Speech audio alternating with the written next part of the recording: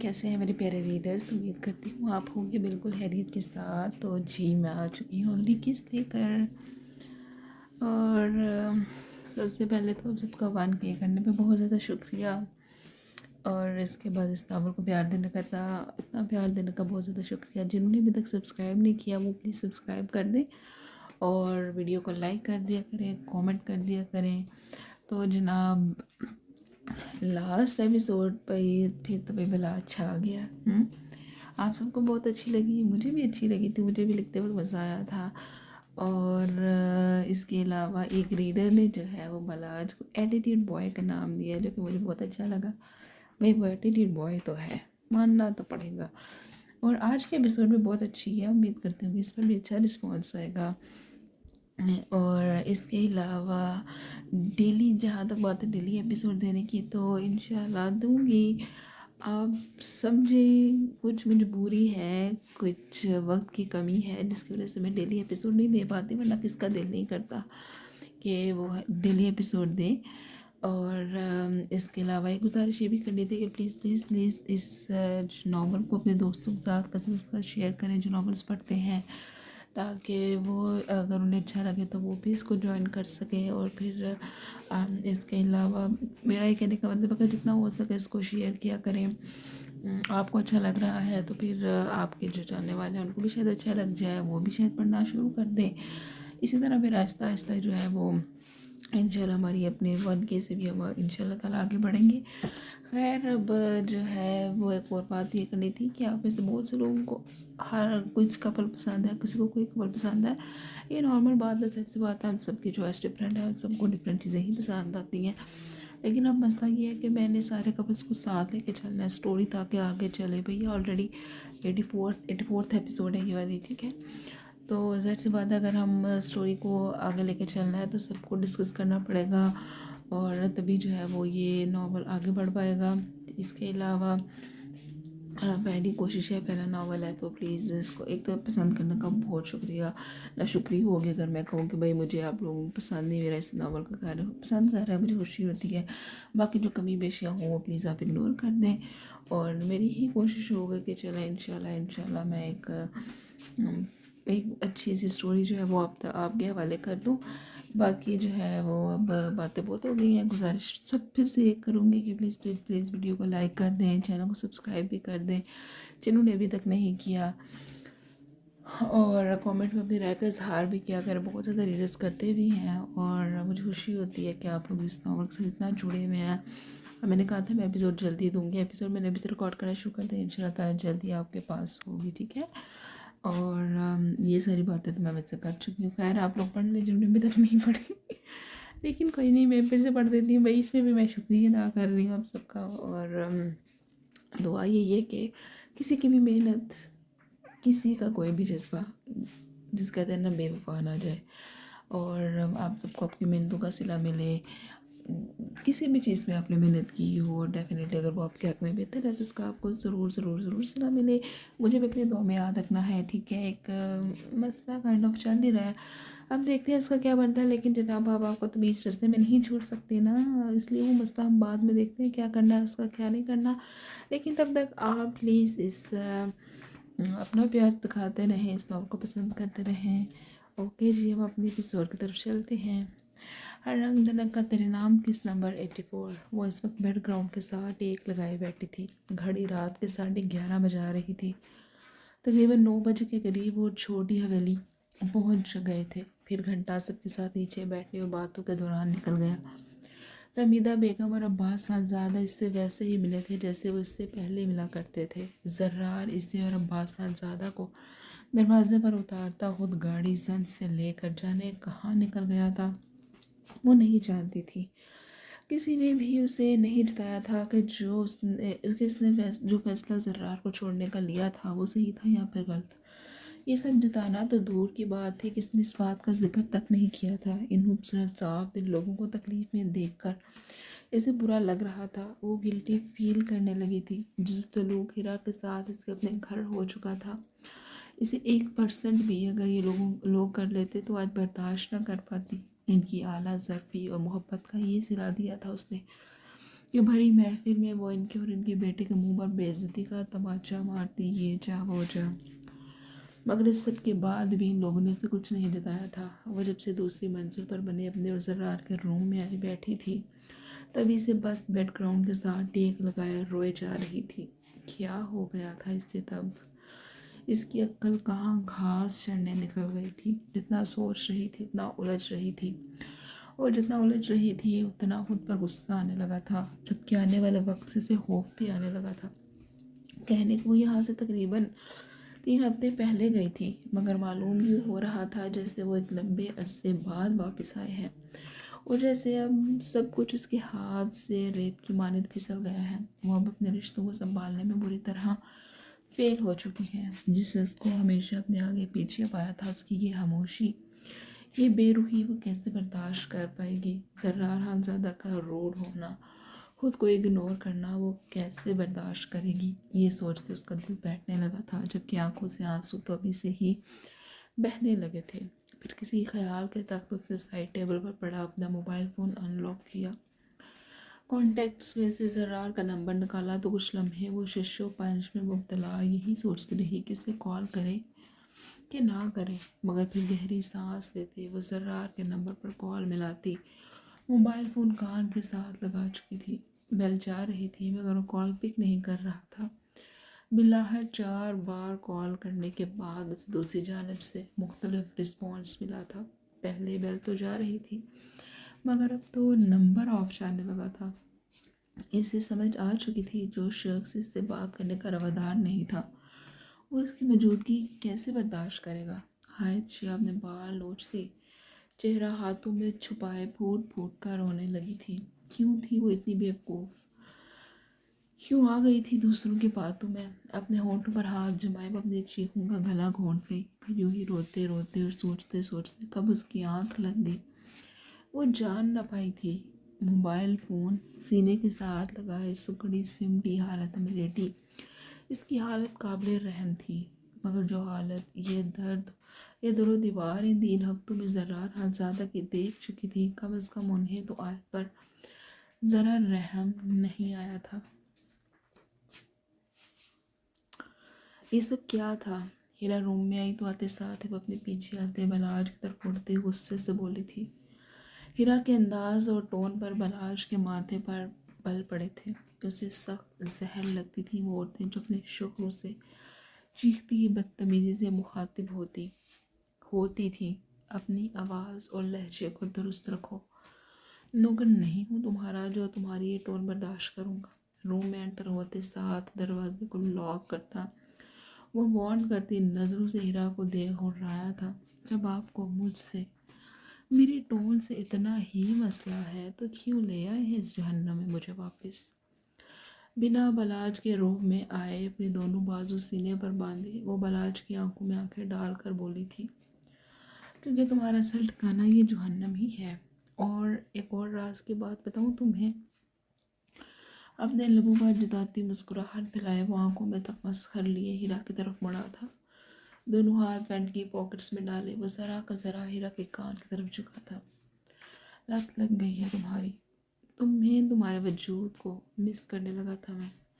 بائیں آنکھ کا کونا دباتا وہ انتہائی بے باکی سے بولتا، ہیرا کو گھبرانے پر مجبور کر گیا تھا۔ بے ساختہ اس نے 2 قدم پیچھے کو لے کر بلاج سے فاصلہ بنانے کی کوشش کی تھی، مگر بلاج نے اس کی کمر کو تھامے اپنے قریب کرتے اس کی یہ کوشش اچھی طرح ناکام بنا دی تھی۔ ویسے آپس کی بات ہے، کچھ تو ہے تم میں، تم سے دور رہنا مشکل ہو گیا ہے میرے لیے۔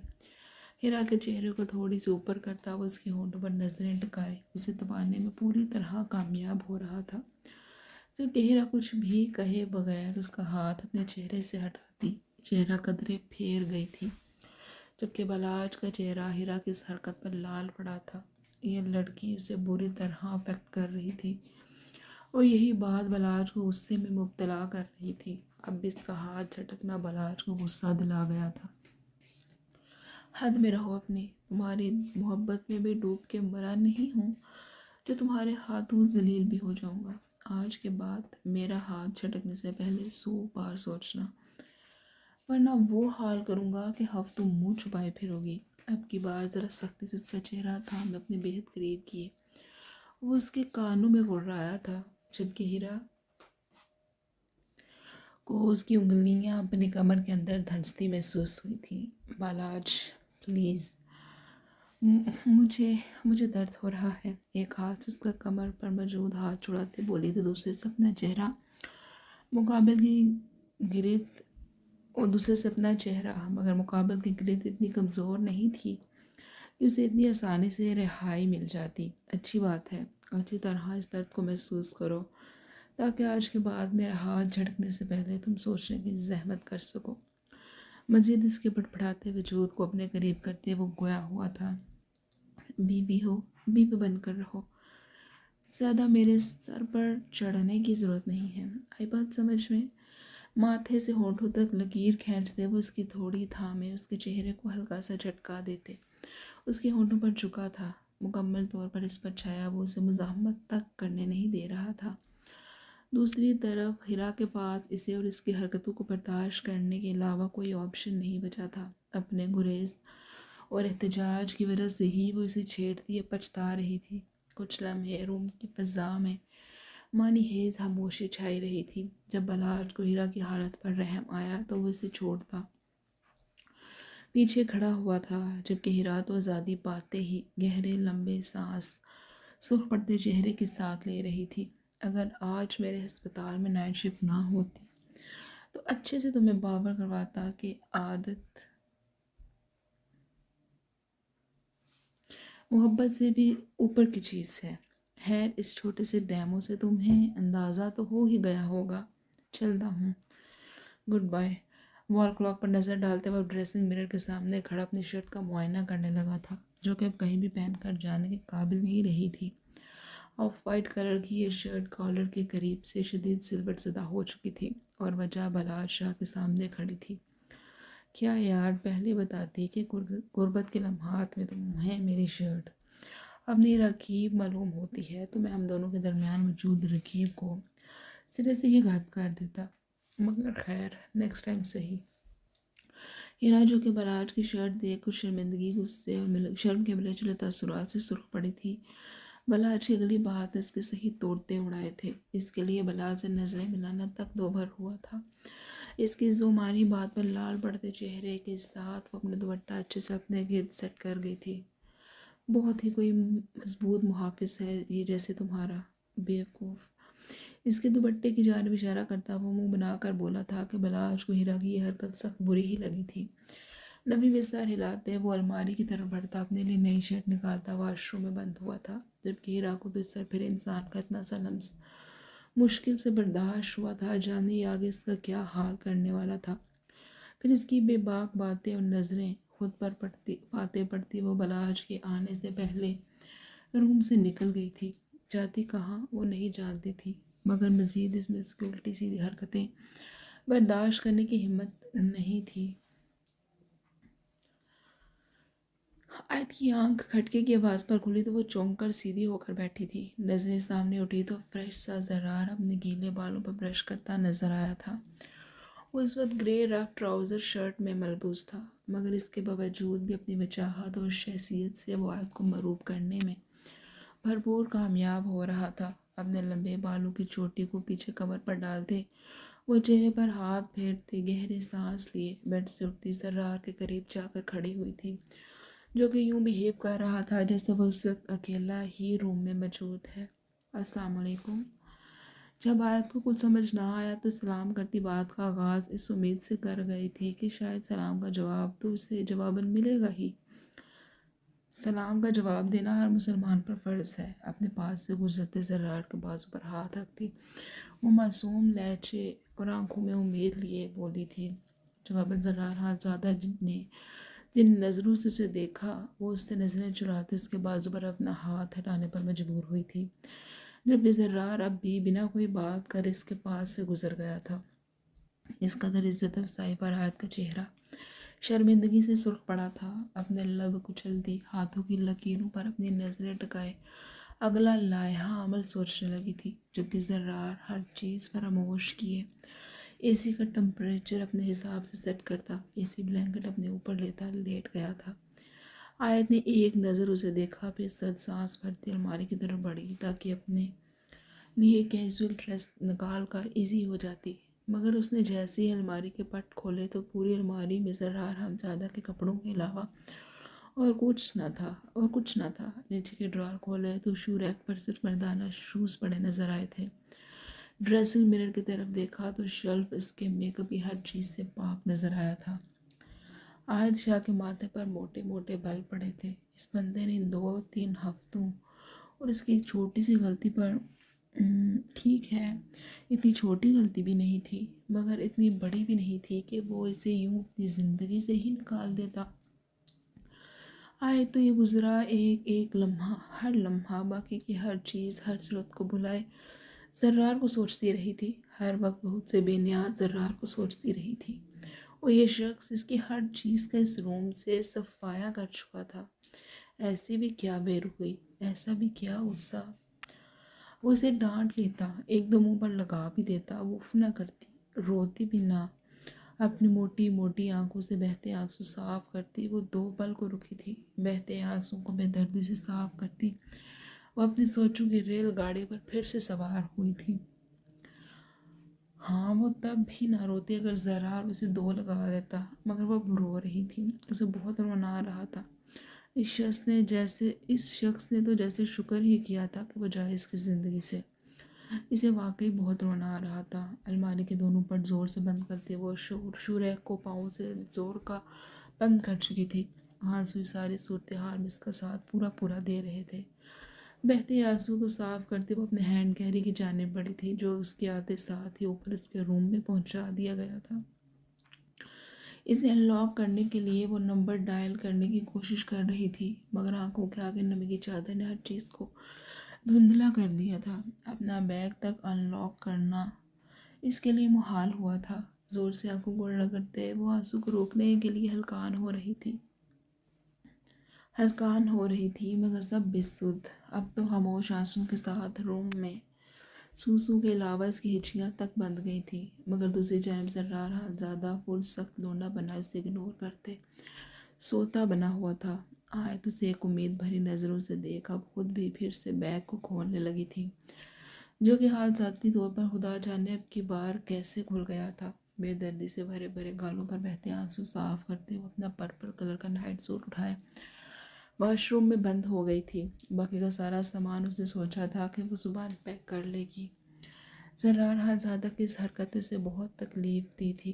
وہ غلط تھی، وہ مانتی تھی، اس نے اسے انجانے میں تکلیف دی تھی، اس کے لیے وہ معافیاں مانگنے کو بھی تیار تھی، مگر یوں اسے کیا اس کی ہر چیز کا ہی روم سے صفایا کرنا، یہ کہاں کا انصاف تھا۔ واش روم کا ڈور جیسے ہی بند ہوا تھا زرار حالزادہ نے ذرا کا ذرا منہ پر لیا بلینکٹ ہٹا کر پورے روم میں نظر دوڑائی۔ سرد سانس بھرتا وہ اپنے آپ کو قابو کرنے لگا تھا۔ وہ جانتا تھا کہ یقیناً محترمہ کا واش روم میں رونے کا سیشن چل رہا ہوگا، مگر سچ بات یہ تھی کہ وہ اتنی آسانی سے تو اسے بالکل بھی معاف نہیں کرنے والا تھا۔ اس نے ہمیشہ ہی اس کے ساتھ ہر معاملے میں بھرپور تعاون کرنے کی کوشش کی تھی، اور جس کا صلہ اسے بھری محفل میں انکار کی صورت بہت اچھا ملا تھا۔ وہ رو رہی تھی اور اس کے آنسو زرار کو تکلیف دے رہے تھے، لیکن وہ مزید خود کو آیت کے قدموں بچھا کر اپنی تذلیل نہیں کر سکتا تھا۔ جو ہو گیا تھا اس کی آنکھیں کھولنے کے لیے کافی تھا۔ اس طرح کے بیوقوف اور کامعقل انسانوں کے حصے میں یوں رونا ہی آتا ہے آخر میں، گھر جو صحیح فیصلے صحیح وقت پر نہ لیے جائیں۔ انہی سوچوں کے دوران وہ بھی فریش ہو کر باہر نکلی تو اس کے ساتھ ہی زرار حالزادہ بھی آنکھیں موندے سوتا بن گیا، جبکہ آیت گیلے کھلے بالوں کے ساتھ واش روم کے دروازے پر کھڑی جانے کتنی دیر زرار کے چہرے کے ہر مغرور نقش کو اپنی سرخ پڑتی اور سوجی آنکھوں سے دیکھتے پھر سے رونے لگی تھی۔ وہ خود عجیب کشمکش میں تھی، ایک طرف اسے زرار کو چھوڑ کر جانے کا دکھ بھی تھا تو دوسری طرف زرار کی اس حرکت کا غصہ بھی تھا جو اس نے اس کی ہر چیز اس روم سے باہر نکال دی تھی۔ گیلے بالوں میں سفید ٹاول پھیرتی وہ ڈریسنگ مرر کے سامنے جا کھڑی ہوئی تھی، لب کچلتی لال سرخ پڑتی آنکھوں اور سوجے پپوٹوں کے ساتھ وہ اپنے بالوں میں برش کرنے لگی تھی۔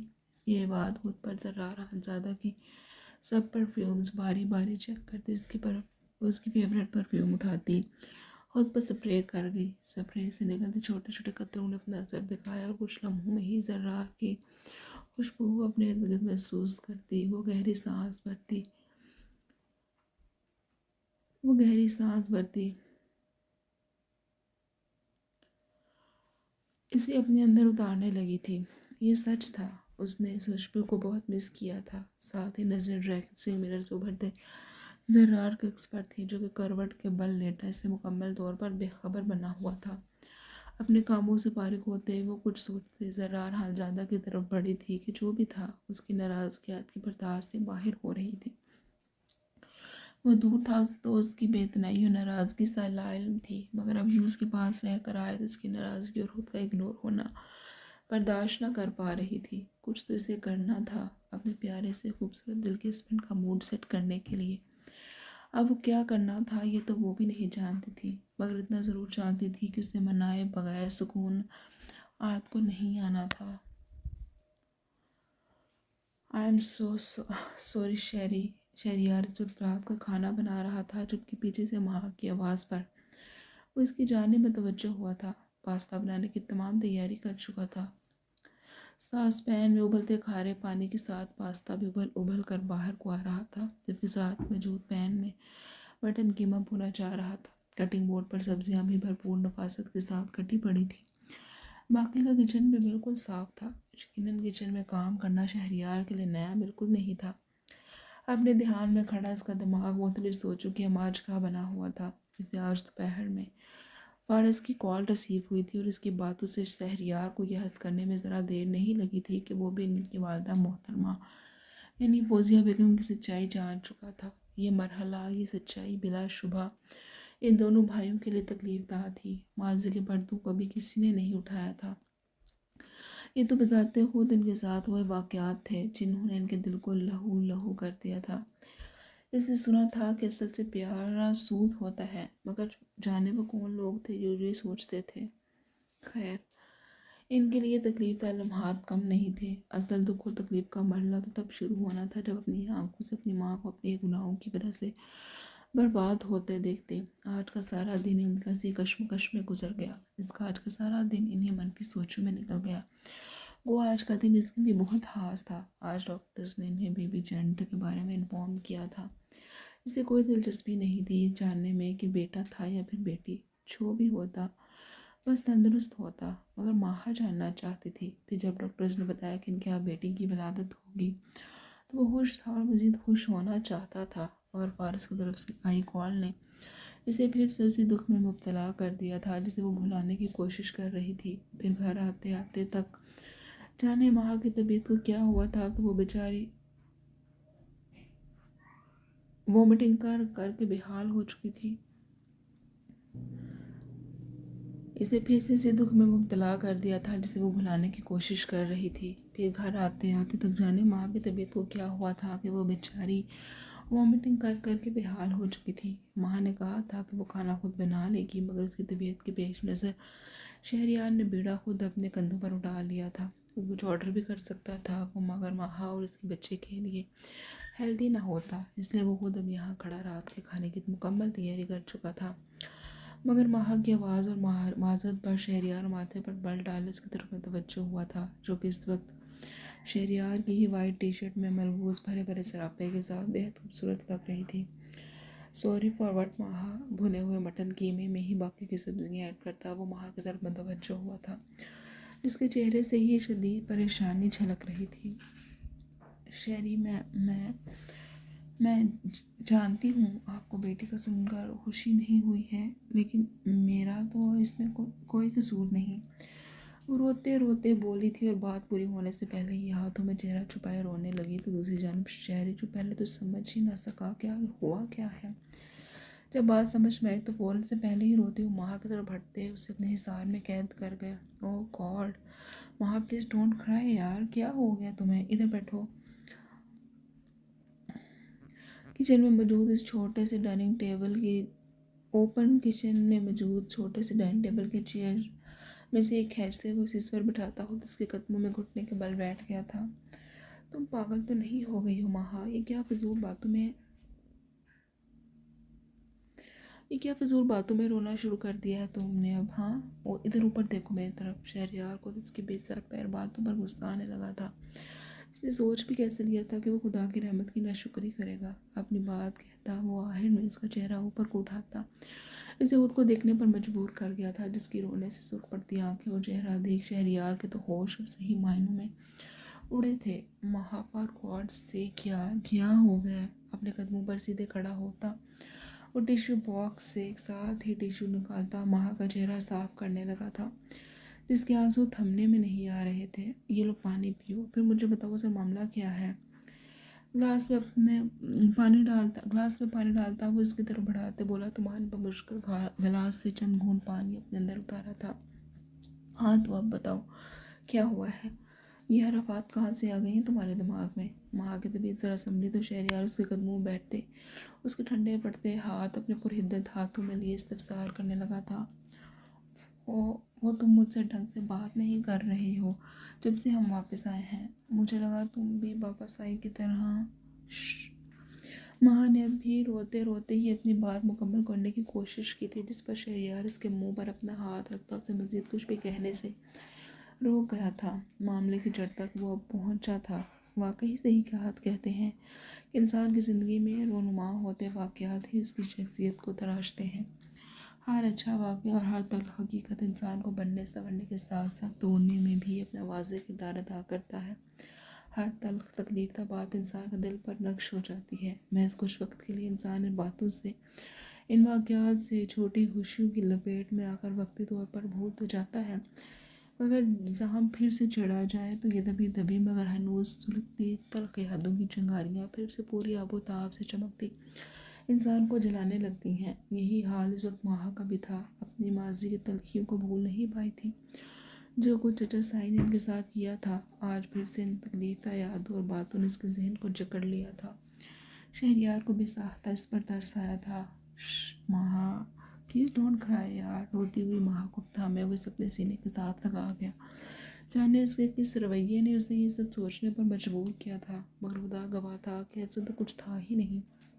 آئی ایم سوری اگر تمہیں میری کسی بھی حرکت سے یا پھر بات سے برا لگا ہے، مگر باخدا ماہا میں نے تو ایسا کچھ نہیں سوچا۔ اس کا چہرہ اپنے دونوں ہاتھوں میں تھامے ہوئے اسے اپنے روبرو کرتا بولا تھا، اگر ایسا کچھ تم نے نہیں سوچا تو تم اتنا روڈ اور پریشان کیوں بیہیو کر رہے ہو؟ شہریار کی آنکھوں اور لہجے کی سچائی پر ماہا کا ڈوبتے دل کو کچھ سہارا ملا تھا۔ یار انسان کی اور بھی کافی پریشانیاں ہو سکتی ہیں۔ میں ان پڑھ نہیں ہوں، الحمدللہ سے ڈاکٹری کی ایک چھوٹی موٹی ڈگری میرے پاس بھی ہے، اور میں اچھے سے جانتا ہوں کہ اولاد مرد کے نصیب سے آتی ہے۔ یہ بات ہمارے دین کے ساتھ ساتھ سائنس بھی ثابت کر چکی ہے۔ اس لیے میری ماں چپ کر جاؤ۔ اپنی بات پوری کرتا وہ ماہا کے آگے ہاتھ جوڑنے تک مجبور ہو گیا تھا۔ وہ فارس کی کال اور آنے والے کل کو لے کر پریشان تھا، اور ماں کے ہارمونز حالانکہ اس کے دماغ کا ہارمونیم بجا رہے تھے۔ بیٹھے بیٹھے زینب اسے کیا سوچنے لگا تھا، جبکہ شہریار کے یوں ہاتھ جوڑنے پر ماں کے ہونٹوں پر ہلکی سی مسکراہٹ ابھری تھی۔ واللہ کیا خوبصورت نظارہ ہے۔ یہ منظر شہریار کو اس قدر بھایا کہ اس کے ہونٹوں پر جھکتا، ہلکا سا لمس چھوڑتا وہ پیچھے ہوتا بولا تو ایک شرمیلی مسکراہٹ اس کے ہونٹوں پر بکھری تھی، جبکہ گال تو لال ٹماٹر ہو چکے تھے۔ یار پاستا کیا کھانا ہے؟ میرا دل تو تمہاری یہ لال سیب کھانے کا کر رہا ہے۔ ماں کے لال پڑتے کالوں پر بار بار جھکتے وہ بولا تو ماں کی بار کچھ پیچھے ہٹتی ماتھے پر بل ڈال کر رہ گئی تھی۔ مجھے بھوک لگی ہے، اور میری بیٹی کو بھی، ماں بولی تو شہریار نے اس کی بات مکمل کرتے ساتھ ہی پاستے کو چھاننی سے چھان کر بھونی ہوئی سبزیوں میں مکس کیا تھا۔ سوری، مجھے یوں نہیں کہنا چاہیے تھا۔ شہریار تو پاستا بنانے میں مصروف ہو گیا، جبکہ ماں تھوڑی دیر بعد کچھ شرمندگی سے بولی تھی، جس پر شہریار کے چلتے ہاتھ رکے تھے۔ یو شوڈ بھی مسز۔ اقتداتی نگاہ ماں پر ڈالتا وہ پھر سے اپنے کام میں مصروف ہو گیا۔ ایک بات یاد رکھنا ماں، اپنی اولاد اور اس سے میری مراد بیٹا بھی ہے اور بیٹی بھی۔ میں ان دونوں کو دنیا کی پہچان کرواؤں گا۔ بیٹی ہے تو اسے بیٹے کی طرح مضبوط اور مستحکم بناؤں گا تاکہ وہ دنیا میں موجود بھیڑوں کا سامنا کر سکے، اور اگر بیٹا ہے تو اس کے دل کو سخت نہیں ہونے دوں گا، اور گھر کے سارے کام تو خاص طور پر سکھاؤں گا تاکہ وہ کسی کی بیٹی کے سر پر नाचने और तांडव करने के बजाय इंसान का बच्चा बनकर ज़मीन पर ही रहे, ना कि आसमान पर उड़े। माँ के कंधे पर हाथ फैलाता वो उसे अपने हिसाब में लेता, बोला तो माँ की आंखों में इसकी इस कदर खूबसूरत सोच पर खुशी से आंसू आ गए थे। मेरी माँ, अब फिर से रोना ना शुरू कर देना। टिश्यू से उसके बहते आंसू साफ करते वो बोला तो वो निचला लब अपने लबों में दबाए आंखों से अपनी मुस्कुराहट रोकने लगी थी। इंशाल्लाह हम ऐसे ही करेंगे। माँ ने इसकी हाँ में हाँ मिलाई थी। चलो तुम ऐसा करो, जाकर रेस्ट करो, खाना बनता है तो आपका खादम आपको सर्व कर देगा। इसके माथे पर लम्स छोड़ता वो कोर्स में बोलता। इसके आराम की वजह से इसे वापस रूम में भेजने लगा था, चुपके खुद वो पास्ता चेक करता, बाकी कमी पेशी दूर करने लगा था। Okay, thank you so much. जाने से पहले वो रुकी थी, फिर शहरियार के गाल पर अपने लब रखते हुए शर्माती रूम में जा बंद हुई, जिनके पीछे शहरियार का जोरदार कहा पूरे हाल में गूंजने लगा था। इसका बदला मैं बहुत अच्छे से और अपने तरीके से लूँगा मिसिस, कदरे ऊंची आवाज़ में वो बोला था, मकसद माँ को सुनाने के अलावा। का बदला मैं बहुत अच्छे से और अपने तरीके से लूँगा मिसिस, कदरे ऊंची आवाज़ में वो बोला था। मकसद माँ को सुनाने के अलावा और क्या ही हो सकता था। जिस पर बंद दरवाजे के साथ पीछे मौजूद माँ के होंठों पर भी खूबसूरत मुस्कुराहट बिखर गई थी। रात का पिछला पहर था, हर तरफ खामोशी का राज था। बाहर गर्मी और हब्स का जोर काफ़ी हद तक कम हो गया था। हल्की हल्की होंकी ने मौसम को किसी न किसी हद तक खुशगवार कर दिया था। ऐसे रूम में लगे एसी की वजह से रूम अच्छा खासा ठंडा हो चुका था। जरिश तो बिल्कुल ही कंबल में दुबकी नींद में थी। हाल के जाने के कुछ वक्त के बाद ही वो सोने लेट चुकी थी। इरादा बस साहिल से बचने का था, इसके आने से पहले वो सो ही जाए तो यही इसके हक में बेहतर था। मगर इसे ये शदीद गलतफहमी लाहक हो चुकी थी कि आहिल इसकी नींद का ख्याल करेगा। नहीं, बिल्कुल भी नहीं। इसका ऐसा करने का कोई इरादा नहीं था। वो रूम में एंटर हुआ तो नजर सामने ही नीलकू रोशनी में सोए हुए वजूद को देख कर ही उमार आलूद हुई थी। होंठों पर मुस्कुराहट सजाए वो अलमारी से अपने लिए इजी शर्ट ट्राउज़र लिए वॉशरूम में बंद हुआ था। कुछ देर बाद वापस आया तो जल्दी से बालों में ब्रश फेरता वो बेड की तरफ बढ़ा था, मगर इससे पहले वो इसी का टेम्परेचर बढ़ाना नहीं भूला था। पीछे हो, सोने दे मुझे।